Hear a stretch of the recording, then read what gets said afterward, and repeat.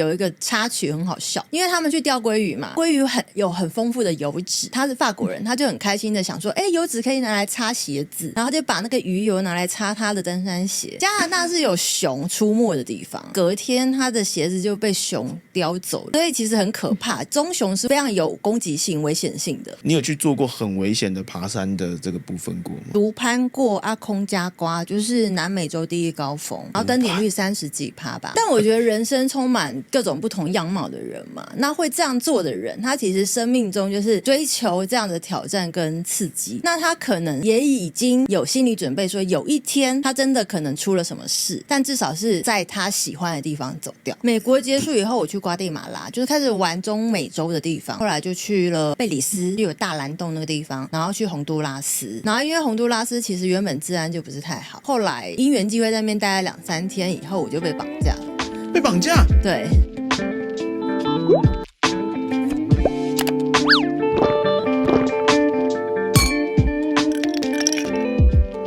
本节目由 ZOS 赞助播出 ，ZOS 软胖护不分长短1499。大家好，我是 Elaine， 最短命的网红 AKA 全民老干妈。谢谢大家的喜欢，我要开新频道了，请大家多订阅哦。人生不如意十之八九，如果有事来喝杯酒。今天喝什么呢？今天喝邦尼维尔推出的19号大人饮品，那我们就干杯！人生啊！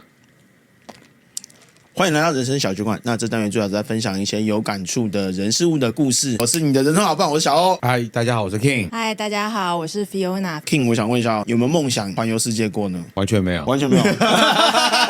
我觉得足不出户，宅男。那你有没有想过，如果说有一个人他可以环游世界500天？我记得我小时候看过一个电影，好像叫什么《环游世界80天》。我那时候就想说，环游世界其实也不短啊，好像80天就可以环游世界玩了。我记得那时候看他们好像还是坐热气球吧。今天我们的来宾很秋，他是环游世界500天。哇，那等于是1年多，快将近1年半吧。可以麻烦 Fiona 帮我们介绍一下，就是说当初怎么会想要环游世界这个念头呢？其实都是因缘际会，就是环游世界这件事情其实是放在我的人生清单里面。然后因为我2022年那时候在上海工作，2022年4月到6月是封城，人生就开始觉得有点沮丧，就觉得哎呀，青春就这样没了。后来我就决定逃回台湾，真的是逃回台湾。在整个封城的状况下，你还要想办法找机票，然后找交通那些，我就搭上了飞机，然后回到台湾。后来就开始思考说，那人生到底要浪费在哪里？应该会浪费在美好的事物上。开始跟公司提离职，然后就决定开始出去玩。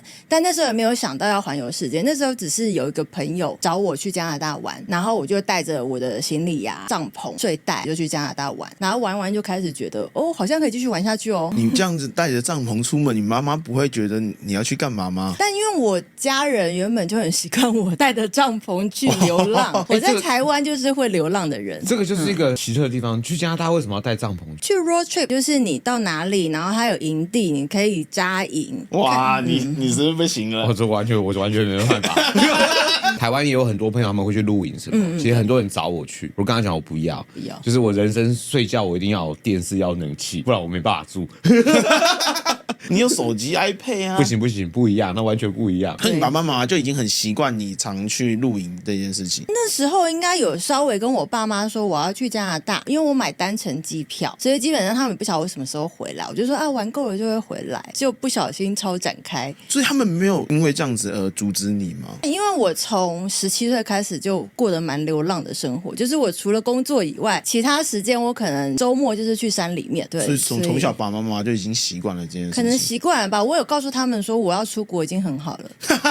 对，大多数人假设跟爸妈说不要说环游世界啦，就假设我一个人要出国，可能会去某个地方，大多数爸妈都已经会担心了。但我觉得他们也不是不担心，而是只能放心，因为我会花很多时间告诉他们说我这样做目的是什么。我其实前几年我在铺陈一些我独自旅行的能力给他们看，所以他们其实大概知道说我女儿是有这个足够的能力去handle这些事情。其实我觉得很多多家人去阻止都是因为未知，然后你就是要让家人知道说你去哪里，那些国家的状况是怎样，甚至我会找一些报章杂志啊、新闻啊。像我一开始以前是一个人去，比如说比较近一点的国家，然后就5天10天这样子慢慢来，就温水煮青蛙。但是沟通我觉得很重要，因为家人一开始都会先挡，就是用这种方式慢慢的去让他们知道说，碰到什么状况你是有能力解决，或者是你知道做好准备了，所以你有这个信心可以处理。你那个时候在决定要出国的时候，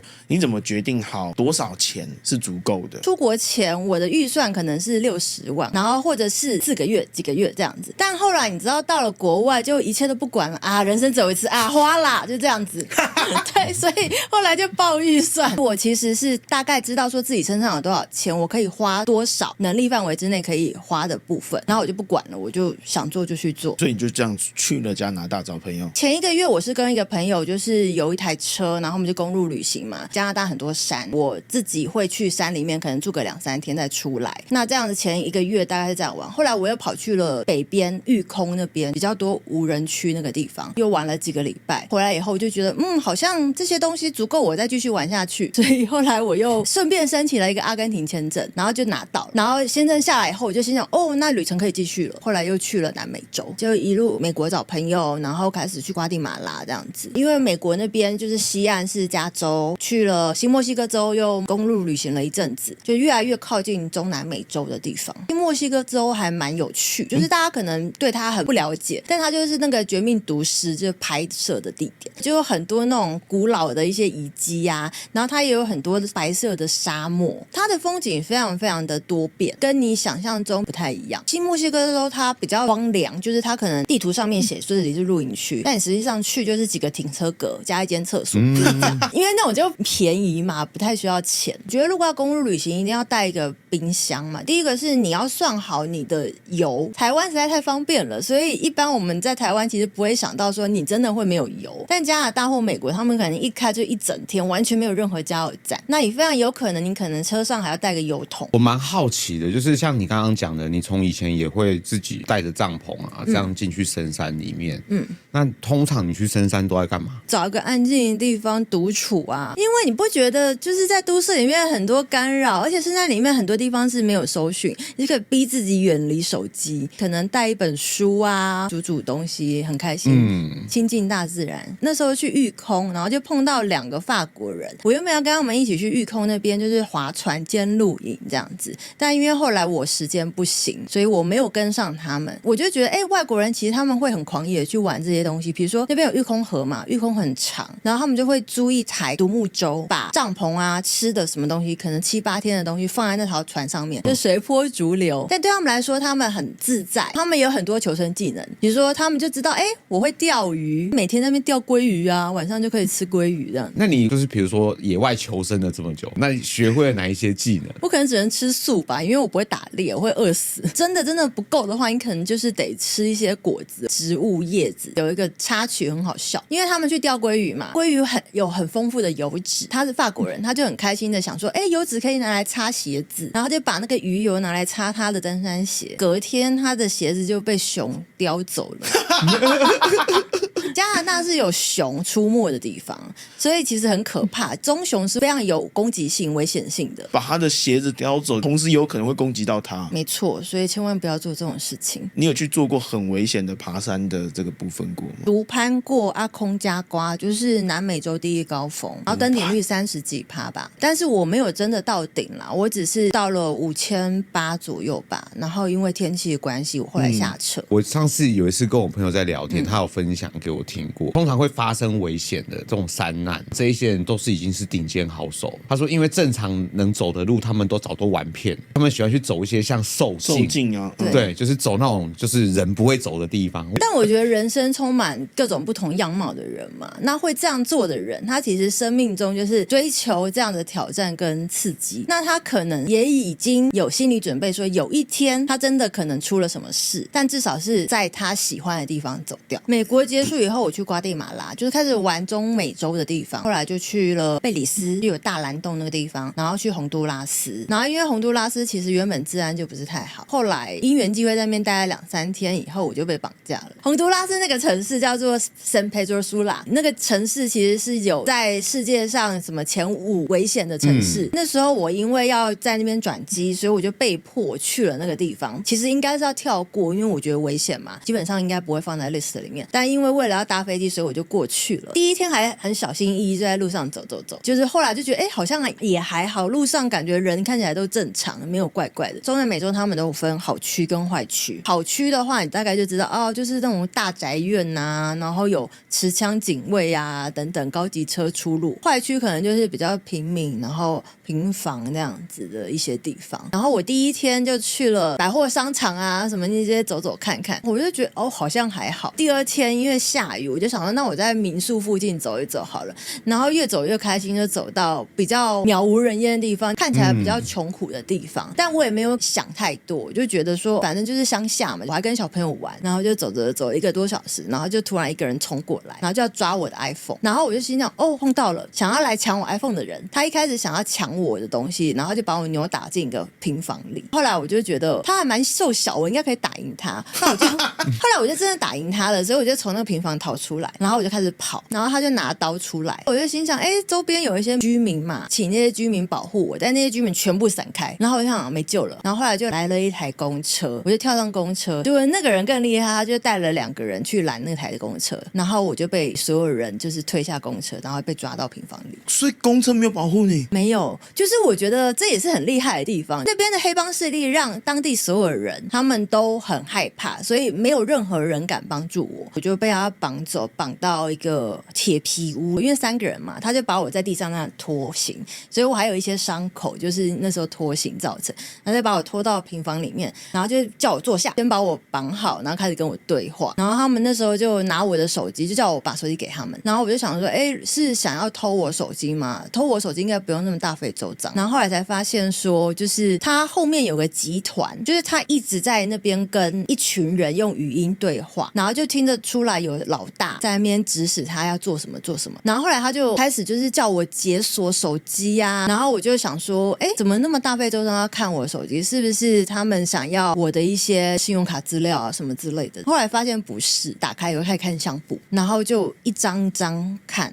一张一张删，然后他们后来就把所有就是我在路上拍的照片全都删掉，纠缠了大概几个小时以后，他们就把手机还给我，然后放我出去，就是非常奇妙的绑架过程。还是你的相片有拍到他们一些什么东西？对，就是这样，因为那边有黑帮势力，然后那边还有很多毒品交易的地方，但这种毒品交易地方我们一般人看不出来嘛，那我其实就只是走过路边，然后可能随手照了一张照片，但我就是那个时候被盯上，然后他们甚至还给我看他们手机里面其实是有像偷拍我的照片，就一路我走到哪里他们拍，然后报告他们的那个帮派，让他们知道说有一个可疑人物，所以他们其实觉得你才是可疑人物。对，可是这蛮恐怖的，我觉得这蛮恐怖的。对，我觉得其实因为台湾太安全了，所以你根本就不会想那么多。当然也是学一次教训啦，你就是学到教训以后，你就知道以后要怎么样。比如说后来手机我就会拿2只 iPhone， 不要露白，因为 iPhone 在中南美洲他们是很好抢或者很珍贵的东西嘛。那我就会拿比较烂的手机。绑架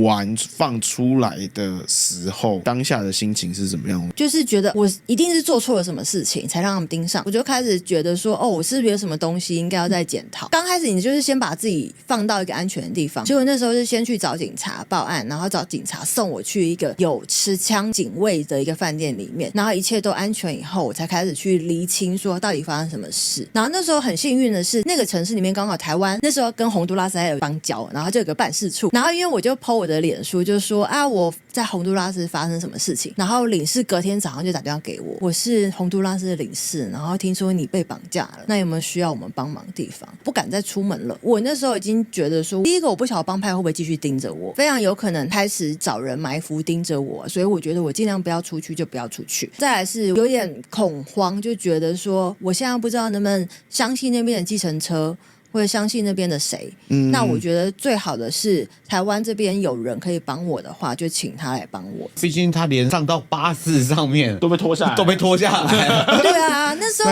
蛮可怕的是，我就在巴士里面，所有人就包括司机，他们就把我推下来。我觉得台湾这一点真的很好，就是也非常谢谢他们。那时候就是送早餐、送水，也确定我后面的行程是什么，因为我其实后面就要去机场了。然后他们就说好，那我们派人再带你去机场。那时候因为刚好还有点时间，所以我又去了台湾领事馆坐了一下，然后也知道说领事的工作有多辛苦啊。后来还一路送到要上登机的那个登机门，这样子比较安心一点。这样子，第一次觉得台湾治安很好，是因为我之前有一个很好的朋友，他们那时候在菲律宾结婚，然后那时候找我们去，然后我那时候去的时候呢，有点吓到我的是，就是我们去到那边那天办婚礼的会场，然后我那天看的时候，其实我有点吓到，就一堆人就是拿着枪在那个会场门口，然后因为他那时候跟我讲，那时候菲律宾好像治安其实不是很好，那一天完了，我们隔天出去玩，他还有叫那一些人，就是我们连去买个芒果干，就是那一些人拿着枪带着我们去买芒果干，我那时候心想，我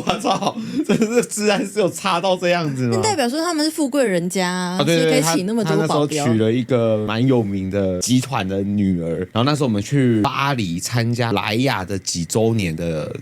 庆生，我忘记了，因为我那时候要去的时候，我妈一直跟我讲，你要先买个小包包。我说为什么要买小包包？她说你要买那种就是扛在身上的那种。她说你的护照啊什么，基本上钱啊就尽量绑在身上。你想有这么有巴黎耶，有这么糟糕吗？欧洲呢，这不是什么时尚之都，这人民水准有那么差吗？可我还记得那一天去，反正也是一个教堂之类的，我就眼睁睁的看着我们那个团里面的一个小女生被2-3个女生这样撞过去之后，一开始她也没有觉得怎么样，她后来不知道要拿包包的什么，突然发现里面东西全部都不见了。我觉得蛮恐怖，是她包包真的背在身上哦，她包包也没有被抢走哦，可就这么一擦撞过去之后，她手机最重要是护照整个都被人家拿走，哇，那超猛哎！我就亲眼这样子目睹这些事情，第二天我就把小包包拿出来用了。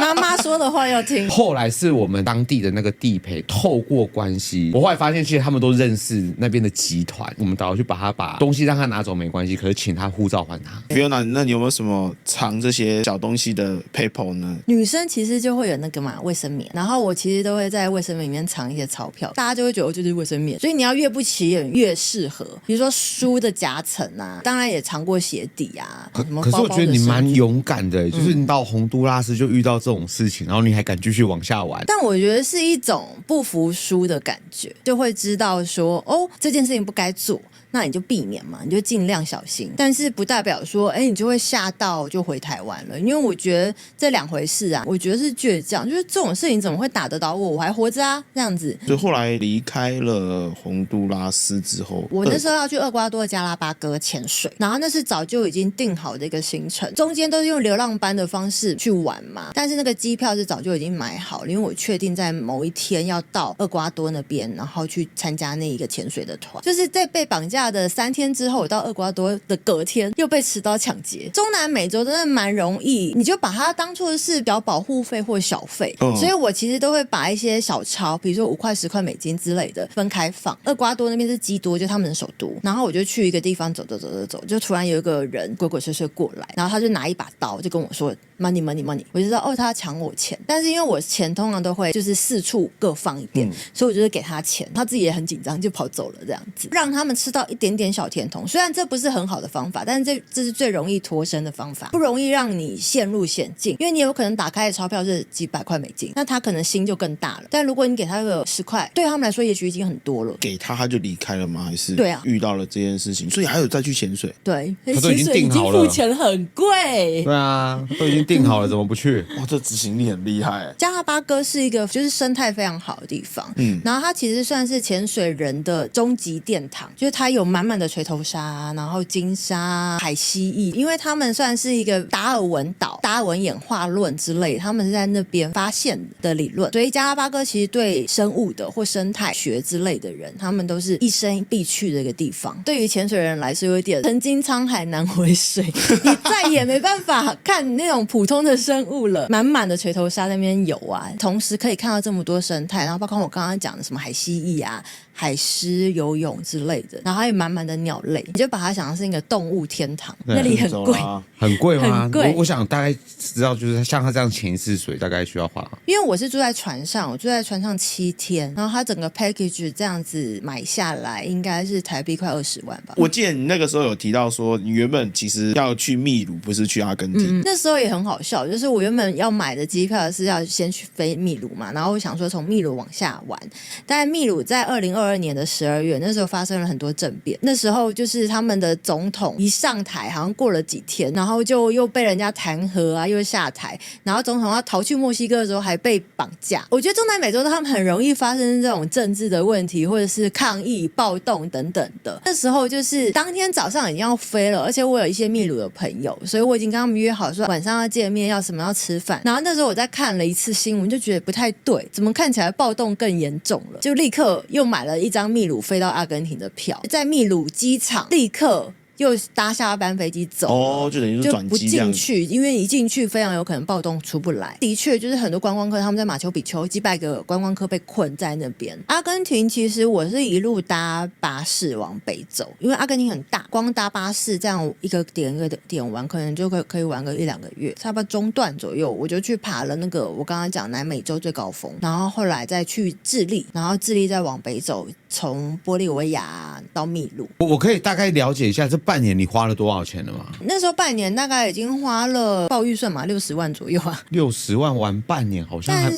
蛮划算的哦。但是有20万是潜水啊。对啊，然后后来我就算了，想做什么就去做吧，不管它。我其实蛮省，因为我其实有玩沙发冲浪。沙发冲浪就是它有个网站，然后现在有个 app， 它主打就是说每个人家里都有一个空沙发，所以如果像我们这种要出去玩，但是不想花钱去住旅馆的人，那你就可以去申请住这个人家里的沙发。通常愿意提供沙发给我们这些旅客的人，只是想要交朋友。Airbnb 你会写 review 嘛？那我就会把我自己的一些经历，说我可以提供你什么经验，比如说我台湾人，我可以告诉你台湾的文化，我可以煮台湾的食物，我可以告诉你我一些世界旅行的故事。那我是这样的人，你想不想认识我？写出这个申请以后，他们觉得我想认识你耶，那他们可能就会接受我这个申请，那他们这几天就会接待我。你的这旅途当中，这些国家都有类似像这样子的沙发冲浪的。其实都有，但是因为疫情之后，不是每个国家都有这么好申请。南美洲的话，我觉得可能每个国家的经济状况啊，或者是他们有没有复苏到旅游这一块的状况都不一样，所以南美洲没有这么好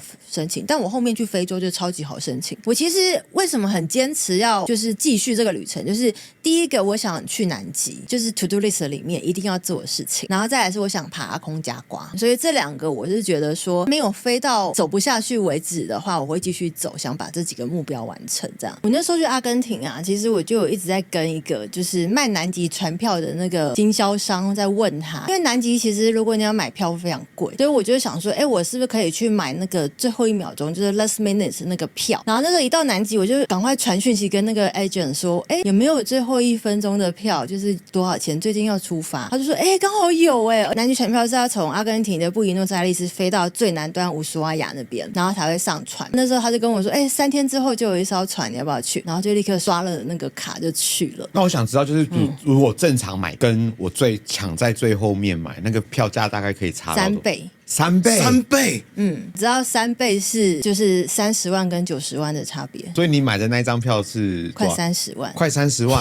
对，那时候就是刚好运气很好，因为其实 last minute 的票可遇不可求。那我那时候是刚好想说，就是时间已经快要到那个疫情结束嘛，可能还有一些其他国家的人出不来，那他可能一艘船就是还要凑人数，那 last minute 的票可能蛮多的，所以那时候我就一直跟那个 agent 就问说有没有票，很幸运就刚好3天之后就要开船，我就立刻飞去最南端。那南极有什么好玩？它比较像是成就解锁，你就踏上了第7大洲嘛。比如说，你可以看鲸鱼，你可以看各种不同的那个企鹅。我那个航程是19天，然后他有去在南乔治亚的岛，那个不是南极，但是那个是这个邮轮才会到的地方。然后还有去福克兰群岛，还有去南极大陆上。那南极大陆上当然就冰天雪地啊，其实邮轮上都有很多不同的 schedule， 然后他会跟你说你明天会登陆哪里，你会下船，或者你可能搭着那个橡皮艇会去巡航看什么东西，那你每天就是要跟那些探险员去看他们行程是怎么样安排，这样子不同季节可能看到的东西不一样。那比较难确定的是赏金，所以我们会有几个部分是就是开着那个橡皮艇带我们去海上找金鱼。南极湾我开始就搭巴士往北走，然后后来去了中间那个阿空加瓜，就是南美洲最高峰。我是一个很想要挑战自己的人嘛，所以那时候我就去了阿空加瓜以后，租一些装备啊，申请入山啊，干嘛的。那阿空加瓜是一个快要7000公尺的高峰，7000多公尺就是冰天雪地嘛，可能需要用冰斧、冰爪啊，然后你可能需要穿双筒靴啊，然后你会搭在一块冰块上面。反正那时候我就是抱持着不成功就下撤嘛，就不要死在山上就好了。爬这种高山他们都会有医生，就每个基地你都会有医生，医生会每天去量你的血氧，如果你血氧不过他就不会放行你。那我那时候在就是第2营大概5500左右，那时候我就觉得我血氧有点低，那他们就说你血氧有点低，你可能要多几天适应。那后来是因为如果天气好你才有可能会攻顶，那如果后面一整周天气又不好，然后你食物又不够，那你就只能下撤。所以后来我就评估了一下，就觉得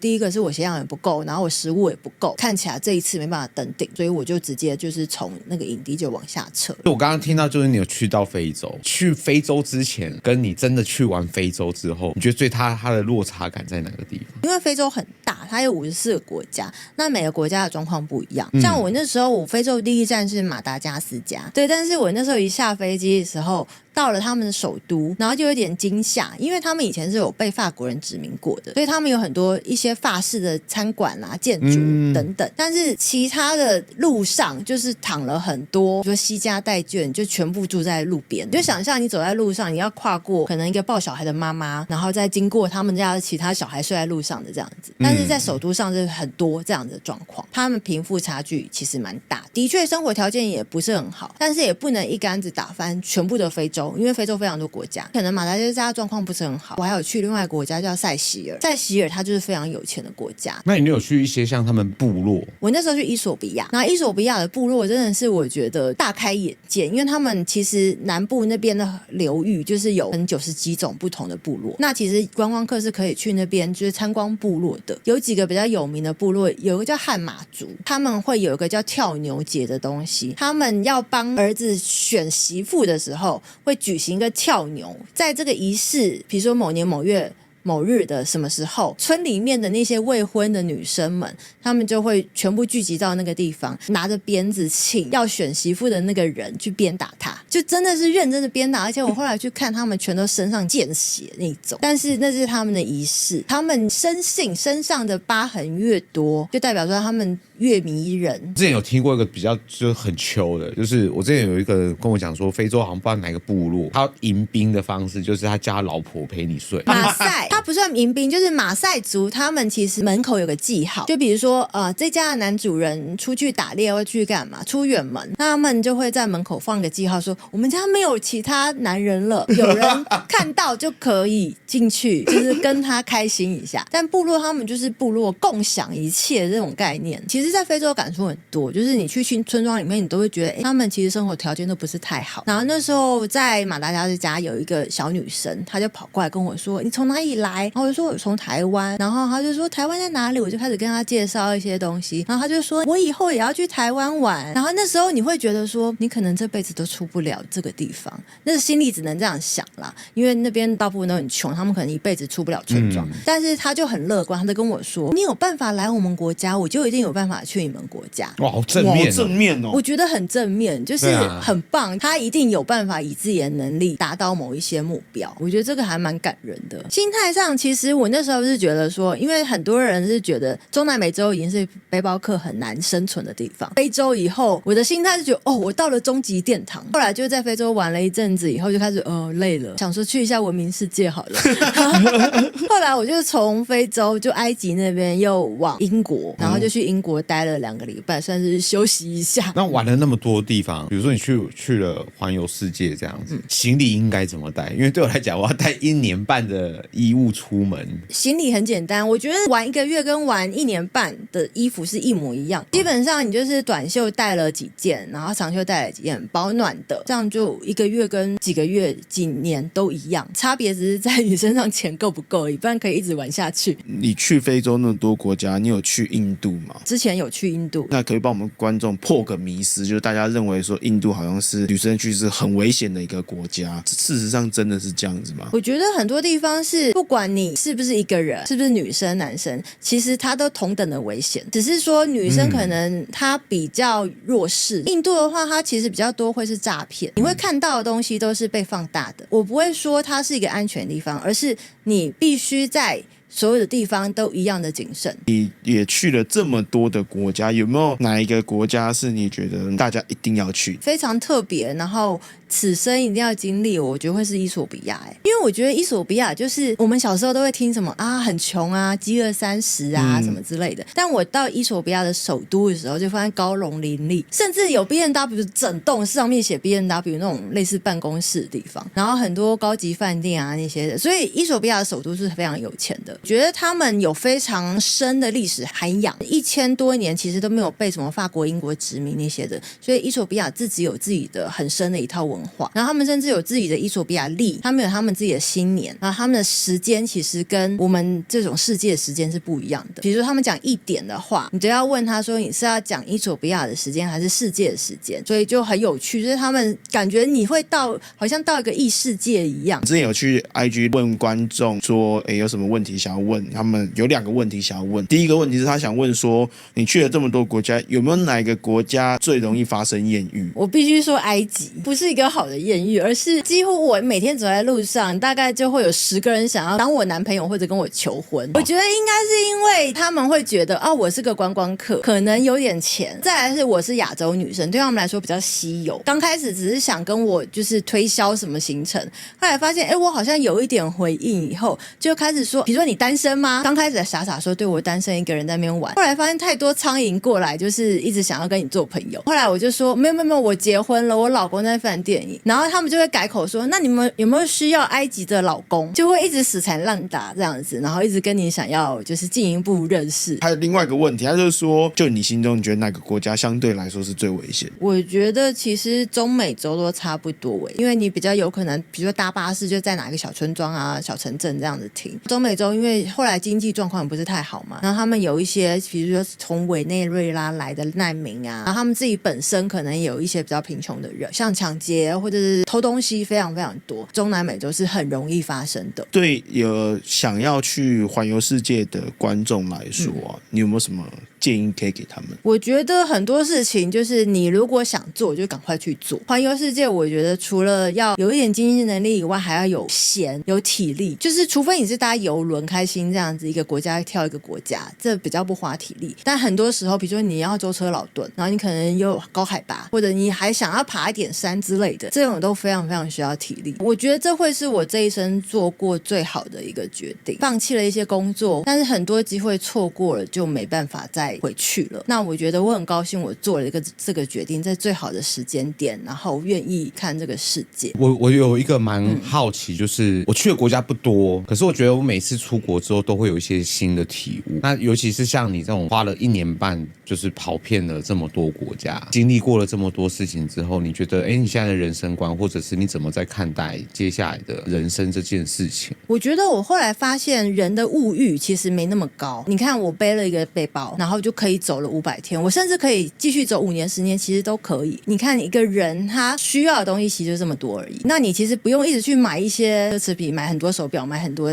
乱七八糟的东西，那这些钱我会自己拿去探索这个世界。所以每个人其实不用一直去花很多钱追求物质上面的东西，反而是可能花一些钱去追求心灵上面的东西会比较重要。那我们今天非常谢谢 Fiona 来分享她环游世界500天的这个旅途上面的一些感想跟心得在。那如果说你本身也有想要对这一件事情有什么样的兴趣，或者是你有什么样的好奇，也都欢迎留言让我们知道。花了 Fuck Life 看面对人生抉择是勇气，我们就下集见，拜拜。